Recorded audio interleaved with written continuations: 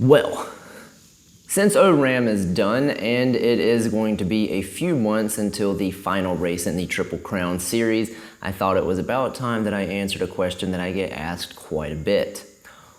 What exactly am I riding? I know it echoes in here.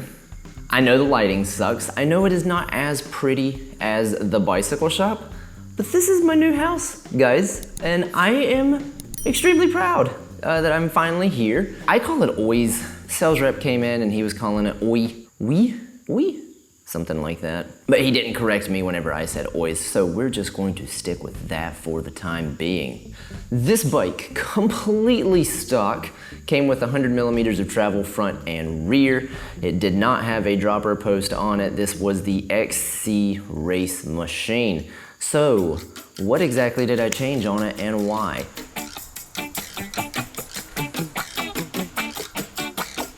During the COVID fiasco, I did decide to beef the bike up a little due to the amount of riding I was doing in the Pisgah mountain range, and because I was going to race the Triple Crown series, and because new bikes were non-existent.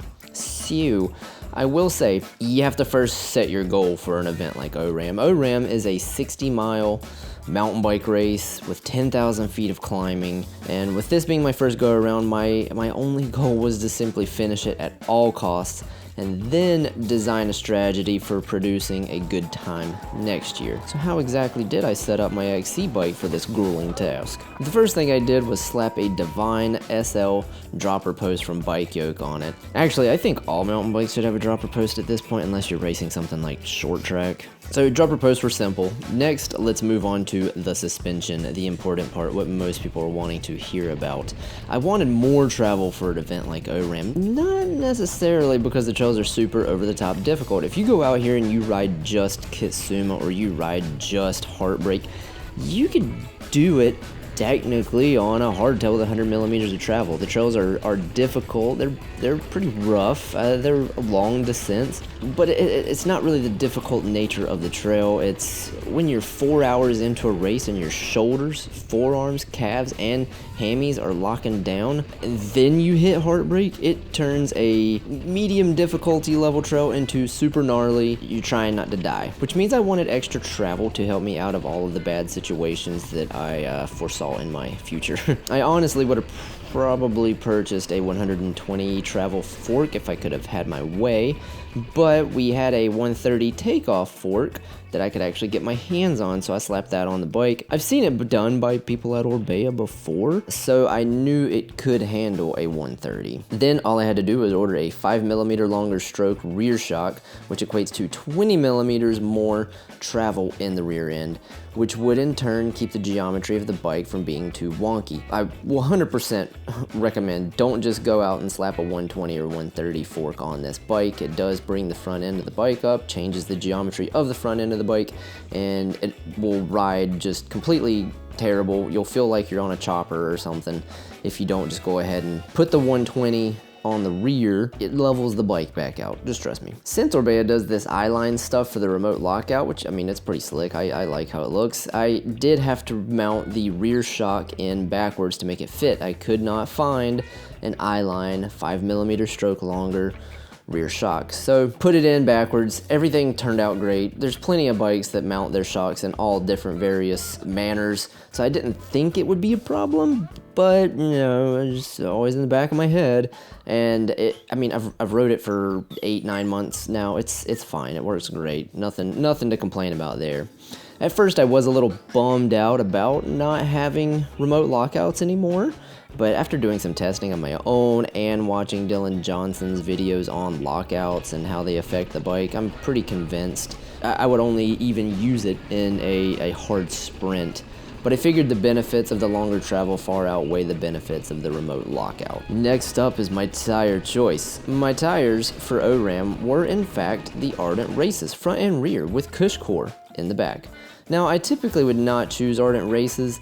I don't care for them, I don't like their braking point, don't really like how they handle, but they roll really, really well. I'll give them that. I would rather go the Aspen route for XC racing or go to something like an Aggressor for my typical Wilson's Creek riding. I don't like the Ardent races.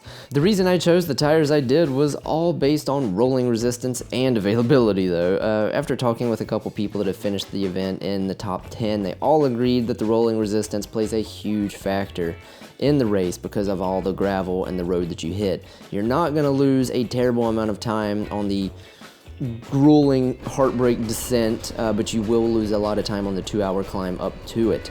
So with that being said, I learned how the Ardent races handled, and I took them.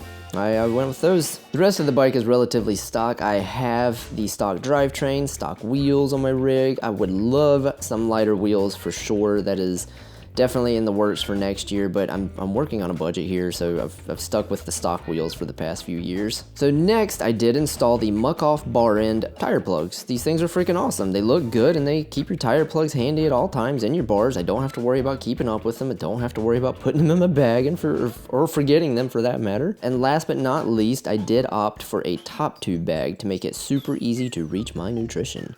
I've always struggled with eating during these long races. I forget to, and then by the time your stomach starts grumbling, it's too late.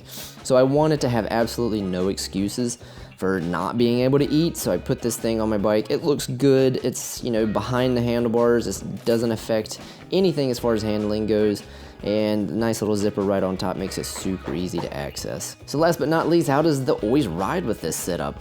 Well, it rides exactly like you would expect. I mean, there's no surprises here. It does take a small bit of damage in the climbing department. The suspension does add a little weight, but the descendability, if that's even a word, of the longer travel helps so much. It also makes this bike very Pisgah capable. Whereas before the 32 fork on there, I kind of felt like I was going to break my bike every time I rode something at Wilson's. With this beefier 34 and longer travel, this bike, it feels beefy. It gives you a lot of confidence going downhill. So it's exactly like you would expect. You lose a little bit in the climbing, weighs a little bit more, but it is so much better going downhill. The only negative thing I can actually comment on the Oiz at this travel is the fact that it is a single pivot design. A bike that's like 100 race bike to 120 is great, you know, but I would not do a single pivot bike over 130 millimeters of travel because of this fact. Most of your XC bikes are single pivot, so I can't really knock it too much, but when you really hit the chunky stuff, you can tell the difference in something like the Oiz and something like a Trance that has a Maestro suspension with a top and a bottom rocker. You know, single pivot bikes were not designed to race really up in the mountains. They are better than a hardtail, but really they just can't keep up with how fast you can go down some of these hills. That single pivot design, it feels weak, I guess. It doesn't track super well. It's getting nitpicky because it's not what single pivot is really for anymore. But if I have to pick something to knock, it's that. But also in a race like ORAM where half of it's going to be a gravel road and then half of it's gnarly descents with your back about to freaking explode from being on the bike for 5 hours. It does great. I can't complain at all. I love this Oiz and how capable it is for a single pivot bike. So there you go. That is my Oiz. That is what I changed and why I changed it. I do love the bike and I love Orbea as a company. They have never said they are revolutionizing a design, but what they do is they continuously redesign the same thing and tweak it to make it a little bit better. And they're honest about that. I can respect that 100% out of any company. Let's keep these videos moving along. Next one is definitely going to be coverage of Robin's ride. I want to do it slightly different this year. If you want to support me, just go to Robin's Ride. Go to robinsrideforhope.com. There's a donation page. You can donate there. It's a great cause. Love you all. Hope to see you there. Bye-bye. Or I guess if this comes out after Robin's Ride, I hope that I saw you there. Bye-bye.